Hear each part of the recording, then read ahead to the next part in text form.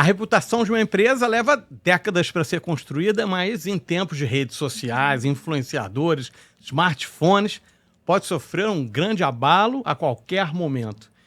Como a tecnologia pode ajudar as empresas a mapearem, prevenirem e mitigarem os riscos reputacionais? Eu recebo hoje aqui no Rio ETEC Dario Menezes, que vai falar com a gente sobre as mudanças que ocorreram nessa área nas últimas décadas. Seja bem-vindo, Dario. Muito legal ter você aqui. Já nos conhecemos, já não é de hoje, de muito tempo, de muito tempo, é. Dario, quais são os elementos que definem a reputação de uma empresa? Você sabe que essa é uma boa pergunta, porque assim, eu queria só voltar ao que você falou em tempos de redes sociais, porque assim, academicamente, né, sempre se disse que reputação ela é construída no longo prazo. Porém, eu gosto de dizer, ela foi ressignificada por conta de redes sociais. O que era longo prazo virou médio prazo, né? Então, assim, a gente vive hoje uma cultura... Por exemplo, eu vim para cá, eu vim num aplicativo de transporte e eu avalio depois o motorista. Ontem, se eu tivesse pedido uma comida em casa, eu avalio também tanto o restaurante como o entregador. Então, foi criado na sociedade uma cultura de avaliação, o que é muito bom. Porém, ela capta, acima de tudo, o curto prazo. Eu estou na fila do banco, a fila está grande, eu estou insatisfeito e vou reclamar do banco. Eu não gostei da atitude do meu entregador, ou a comida estava fria, eu vou reclamar. Ela tem esse poder de fazer essa captura do meu sentimento presente. Mas ela não tem a capacidade de fazer isso de uma forma histórica. Porque quando eu pego por exemplo, eu posso ter tido uma experiência ruim com esse aplicativo de transporte. Mas quando eu paro, respiro e penso que ao longo do ano eu já fiz mais de 100 viagens com esse aplicativo e 98% das viagens foram positivas, eu tenho um outro ponto de perspectiva. Então, essa reputação ela é formada, acima de tudo, por esse conjunto de experiências. Positivas ou negativas, pelas influências que eu recebo de terceiros. Eu posso nunca ter ido ao Japão, por exemplo, mas se você me dá dicas de como ir, qual é a melhor empresa, isso de alguma maneira forma a minha percepção sobre o que é ir ao Japão, como ir ao Japão, onde está. Então a reputação cada vez mais ela é formada tanto pela captura do momento presente, mas, acima de tudo, dando uma perspectiva, uma série histórica, o que essa empresa criou de laços de percepção de inovação, como ela é percebida, por exemplo, como uma marca empregadora, porque cada vez mais eu quero entender como é que ela cuida dos seus empregados, dos seus colaboradores. Então, inovação, responsabilidade social, critérios ambientais, sociais, o como ela é percebida por trazer, por exemplo, desenvolvimento para a comunidade em que atua. Então, esses são alguns dos, só para te responder, são alguns dos constituintes do que é formar uma reputação. Porque não adianta eu ter um produto e serviço bom, no celular, mas ele vem de uma área, o minério utilizado ali vem de uma área de devastação, de uma reserva Yanomami, não sei o quê. Então, cada vez mais, essa reputação embarca mais atributos nessa percepção 360 graus de como é essa organização. Não só do que ela me entrega, mas de como ela forma tudo para me entregar. Isso me lembra... boa explicação, ótimo. E, assim, eu me lembrou duas coisas, assim. Uma que eu li em algum lugar que essa coisa do presente, né, da instantaneidade, lá atrás, mesmo antes do smartphone, eu tinha lido que as pessoas têm muito mais uma pré-julgamento? Não, uma tendência a falar mal... Assim, falar mal é muito mais forte do que a pessoa elogiar. Né? Você tá pau da vida, tá na fila do banco, tem que extravasar aquilo, né? Então, tem essa coisa, né? As empresas, as pessoas têm que lidar com esse, né? esse drive aí muito forte de reclamação. Outra coisa que você falou como marca, né, determinadas coisas que você escuta de uma empresa, mesmo que isso não seja totalmente verdade, mas fica na tua cabeça. Eu me lembro que eu estava no aeroporto de Nova York, voltando para o Brasil, aí estava com um tempo livre, e aí estava numa loja e estava vendo um Nike, mas eu nem ia comprar. Mas o vendedor falou, não compre Nike.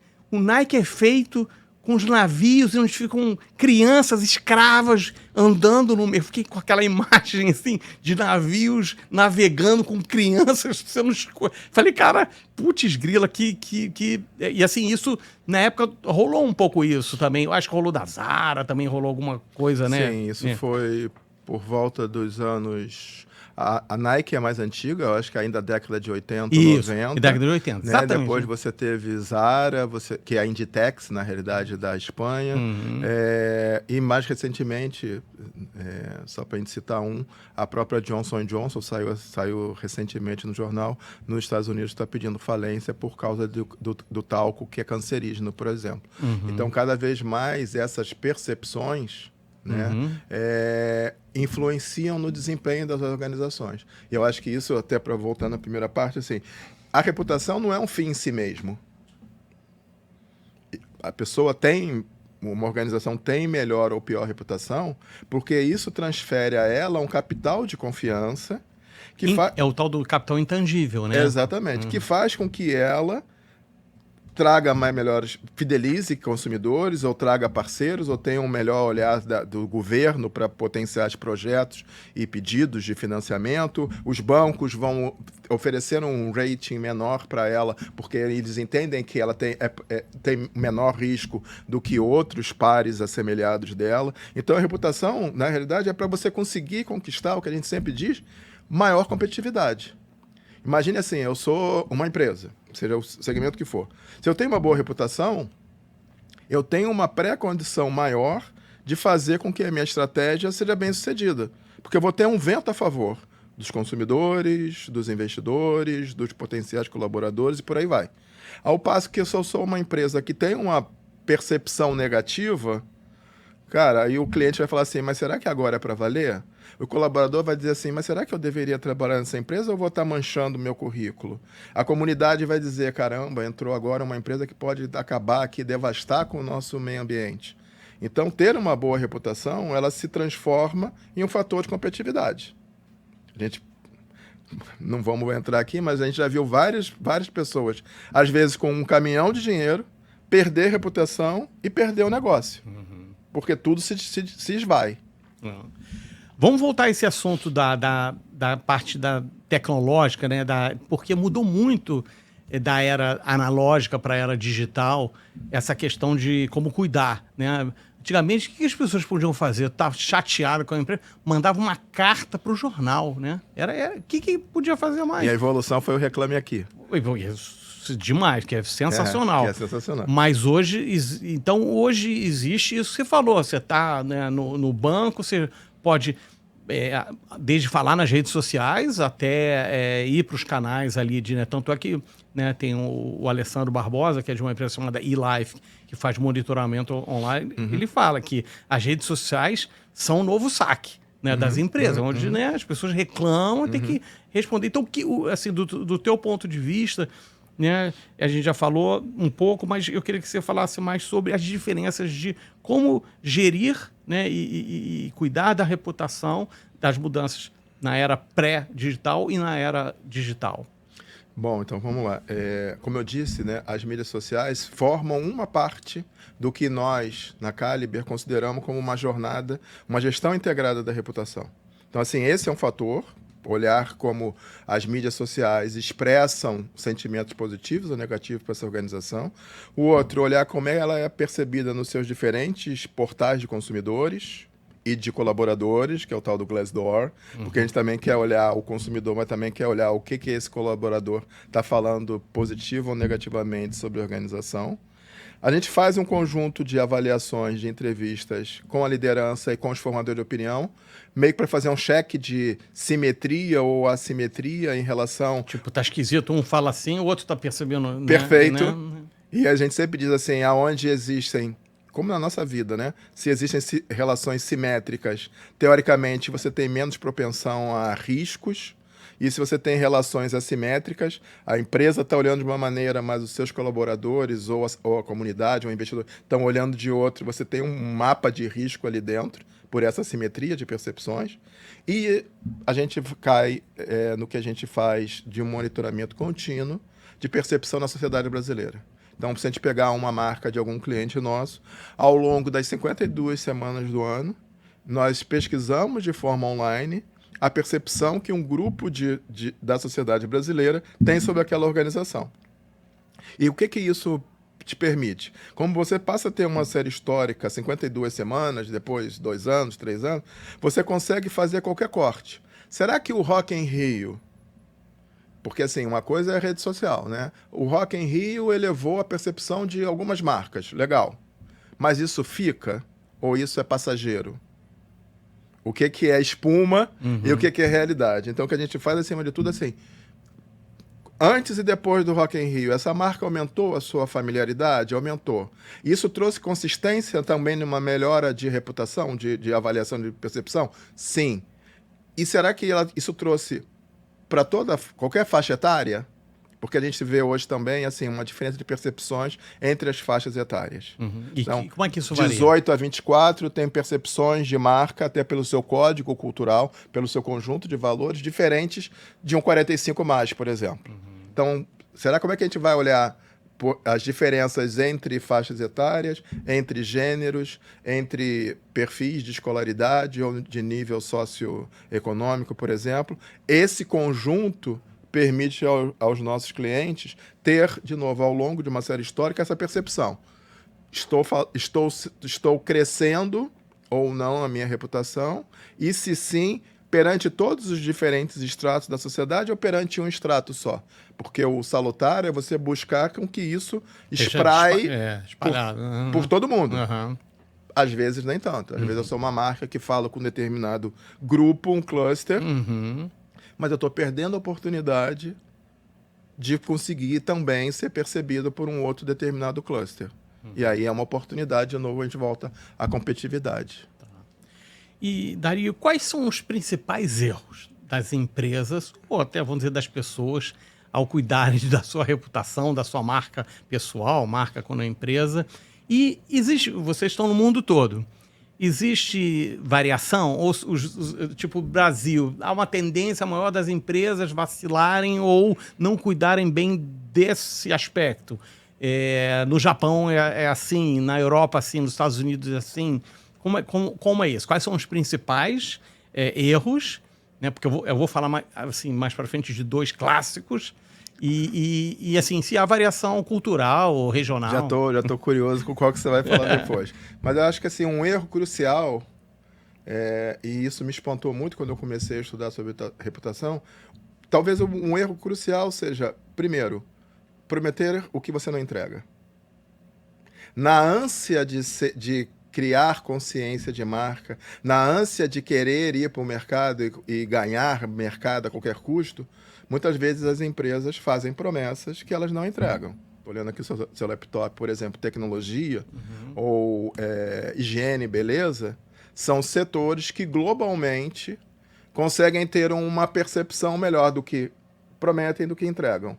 E, portanto, são setores que são melhores avaliados. Um setor que, só para partir para a segunda pergunta, um setor que está no meio desse caminho, nem tão baixo, nem tão alto, é o setor farmacêutico, por exemplo, que é vital, mas que tem percepções diversas ao longo do mundo.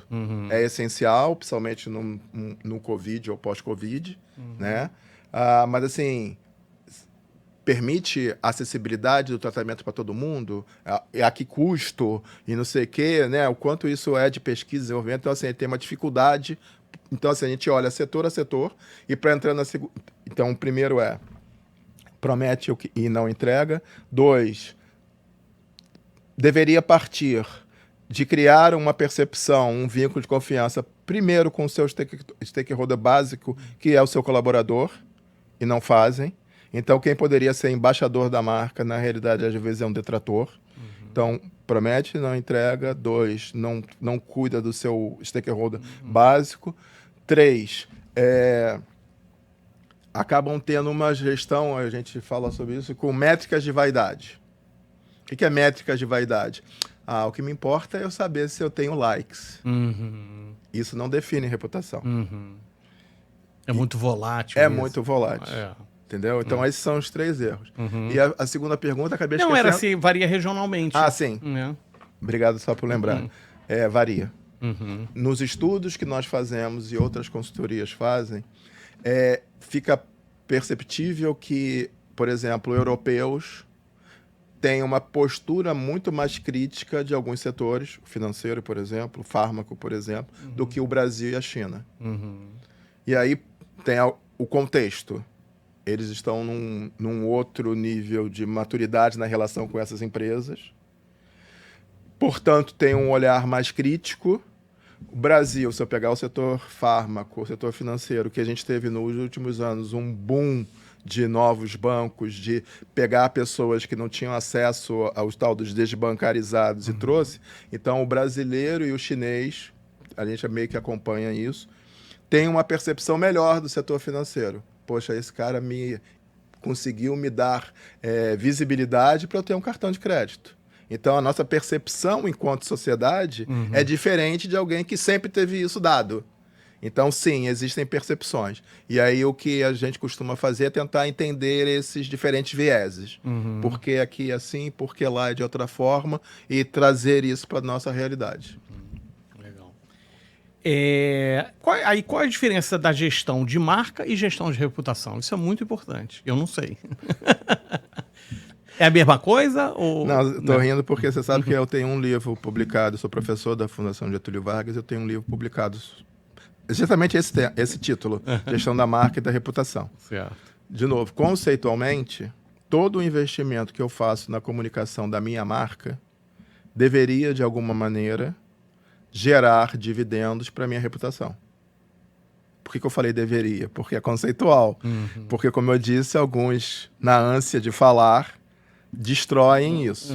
Mas, conceitualmente, tudo que eu crio para fortalecer a minha presença de marca deveria, de alguma maneira, com mais ou menos múltiplos, com mais ou menos, alavancando mais ou menos, mas deveria construir a minha reputação. Só que a gente vê que existem empresas, quase que eu falo o nome aqui de um, que eu vejo, tem empresas que são muito conhecidas e pouco confiáveis ou admiradas, como a gente quiser chamar, ou reputadas.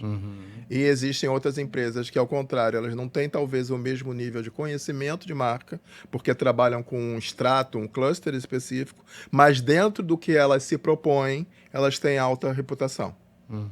Então, o que a gente procura no nosso modelo, na Caliber, é olhar tanto o atributo de marca como o atributo de reputação. E tal qual um médico, o ideal é quando todos os nossos sinais vitais estão equilibrados. Porque senão, assim, eu estou fazendo muito de marca e isso não está se traduzindo em reputação. Ou não, eu tenho muita reputação, mas a minha marca tem pequeno alcance. Pode ser que isso seja ok para o negócio. Ou talvez seja um sinal de alerta. Por que na região Nordeste a minha marca não é percebida se eu também gostaria de estar lá? Então, a gente procura olhar os dois. Então, só te respondendo, conceitualmente, todo investimento que a gente faz desse lado, em marca, ele deveria ser uma sementinha, mais um tijolo na construção da minha percepção de longo prazo de reputação. Só que a história mostra que nem sempre. Eu esqueci, desculpa, só esqueci de uma outra coisa.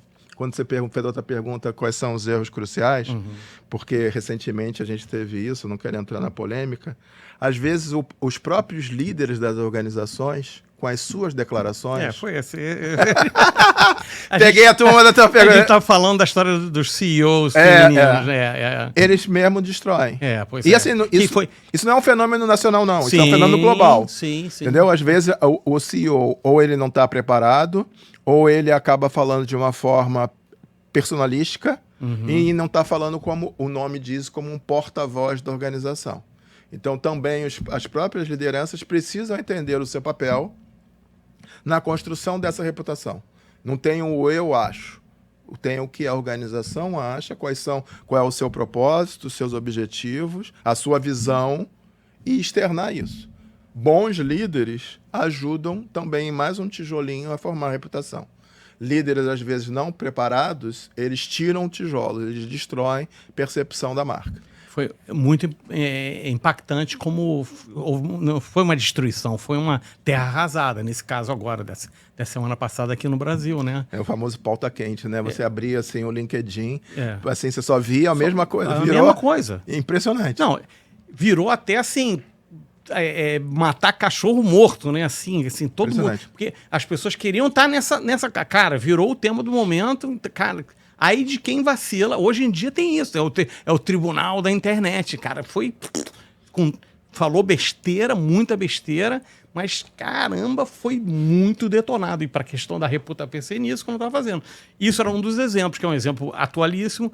E vou falar de um exemplo lá de trás, do início das redes sociais, e que tem a ver com a empresa, quando você falou, né, quais são os erros. Não dá a devida atenção a determinadas coisas.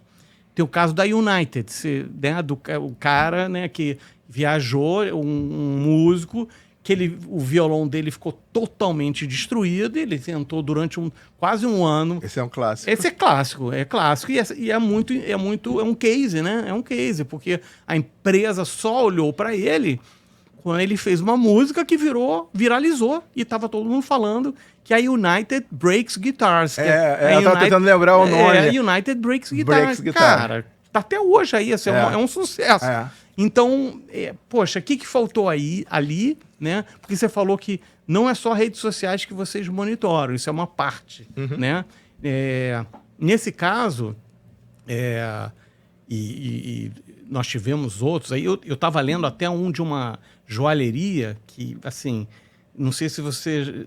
Deve ser até um caso famoso, da Ratner, que ele falou numa convenção anual que ele disse que, brincando, que os brincos da empresa eram mais baratos do que um sanduíche de camarão, mas provavelmente não durariam tanto. Cara, a empresa... Não conheço, não. A empresa foi... Não conheço, não. Em um ano, a empresa passou de uma avaliação de 1,2 bilhão de libras para quase falência, e Ratner enfrentou uma grande reação pública e eventualmente deixou o cargo de CEO em 1992. Mas, assim, eu acho que hoje, né, acho que uma coisa como esse vacilo da United ainda está acontecendo. As empresas, você acha que as empresas, esses deslizes ainda acontecem? Acho que sim, né, cara? Tem um livro, né, tem hora que eu não consigo muito separar o consultor do professor. Tem um livro bem antigo do Jan Carlson, que foi o presidente da SAS, Scandinavian Airlines, que se chama Momentos da Verdade. O que ele diz, né? Assim, você tem que pegar toda a sua cadeia de valor, no caso de uma companhia aérea, isso significa desde o momento que eu entro num site, que eu marco um voo, que eu vou entregar a minha mala em algum lugar, que eu tenho uma expectativa de ser bem atendido, até o final, eu tenho que gerenciar todos esses momentos da verdade. E aí o que a United Breaks Guitar não fez foi entender essa cadeia. Não, é só uma mala, é só uma guitarra. Joga a guitarra. Não, assim, você tem que gerenciar, e a gente procura fazer isso com os clientes, é entender esses momentos da verdade e entender se existe algum tipo de risco que, às vezes, com um simples novo procedimento, uma revisão de procedimento, pode ser mitigado.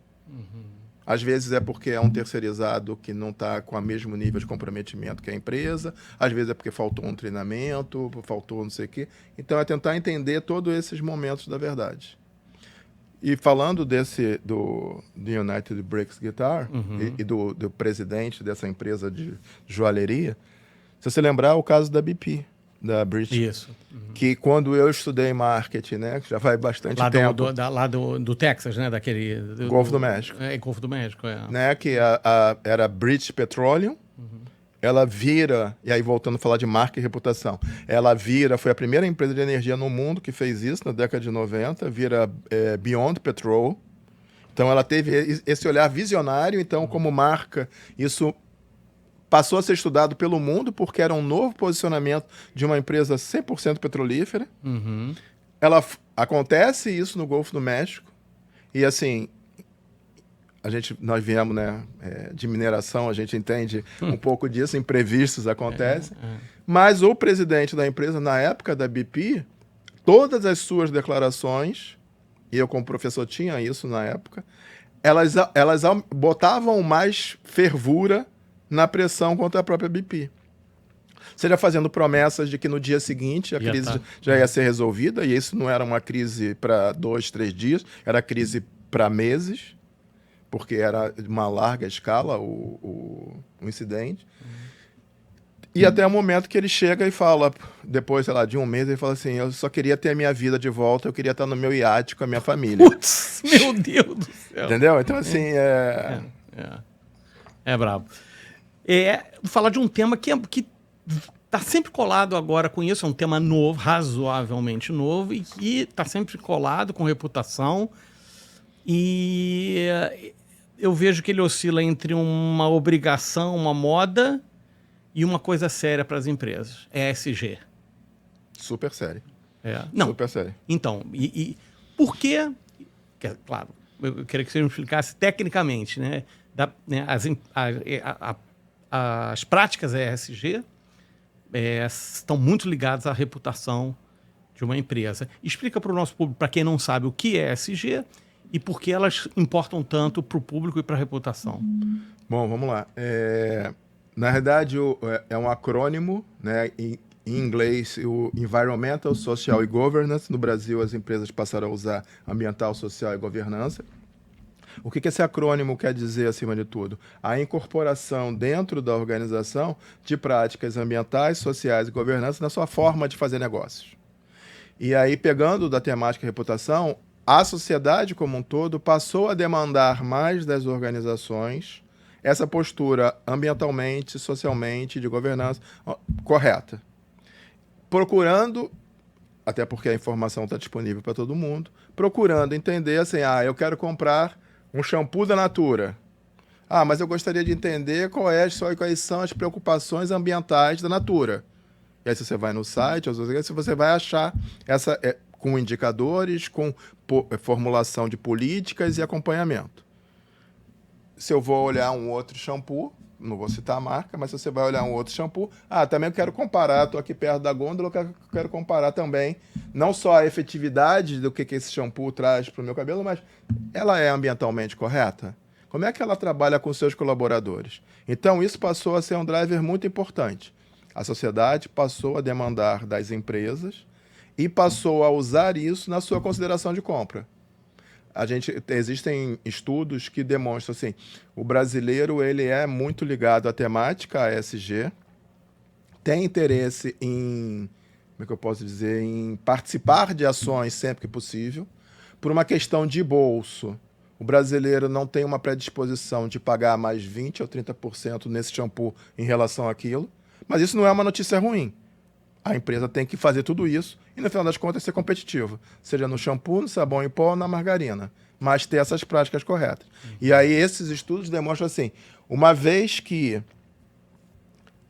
eu consiga entender o quanto você está comprometido, se existir mais ou menos uma paridade de preços, eu vou optar por quem é melhor no ambiental, no social e na governança. É a diferença, né? Essa é a diferença. Entendi. Então, assim, isso... eu considero isso como uma mega evolução da sociedade. Muito mais determinante neste ponto do que as mídias sociais por causa da sua volatilidade. Tem a super importância, mas esse outro não tem volatilidade.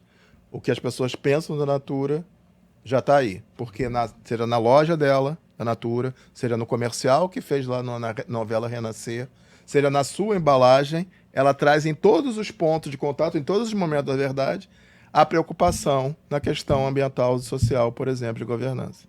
Isso faz ela, e aí eu estou falando de dados que a gente tem, ser muito melhor percebida do que outros concorrentes que não têm isso. Estão falando de beleza, estão falando de inovação, mas não estão entregando no ambiental, no social e governança.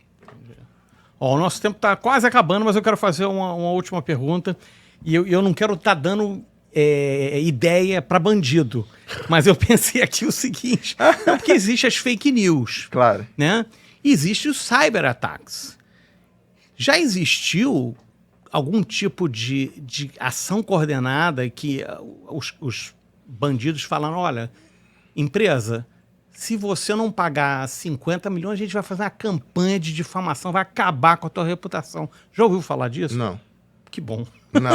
Não. Então esqueçam, público. Não, o que, de novo, o que acontece é mentiras, fofocas sempre existiram, cyber-ataques é a parte nova. Mas quando aí volta para o mundo real, disseram que essa empresa está fazendo não sei o quê. Quando você volta para o mundo real, seja na loja, seja nos comentários de quem está tendo experiência com a empresa, você não percebe aquilo, você vê que é só um ataque falso e não uma realidade. Legal. Né? Com a mesma velocidade que aparece, Vai não embora. se sustenta quando você não encontra eco. Entendi. Agora, se você já pega, só pra gente finalizar, uma reputação já fragilizada e você já teve outros casos parecidos, aí ali É mais difícil, né? mais difícil de comprovar. É uma coisa que talvez seja reincidente. Bom, conversei aqui com Dario Menezes. Muito obrigado pela sua participação aqui no Rio ETEC. Vamos todos cuidar, mas cuidar de verdade das nossas reputações, não vamos vacilar aí. Tem muita gente vacilando, mas o mais importante é realmente ver as coisas de uma maneira, né, como você falou, do ESG, as pessoas serem os seus próprios guardiões das suas ações, né? Isso é muito importante. A coerência das ações. Isso aí. Obrigado, Dario. Muito bom te rever aqui e espero ter você mais vezes por aqui no Rio ETEC. Eu que agradeço. Grande abraço. Valeu, até a próxima, pessoal.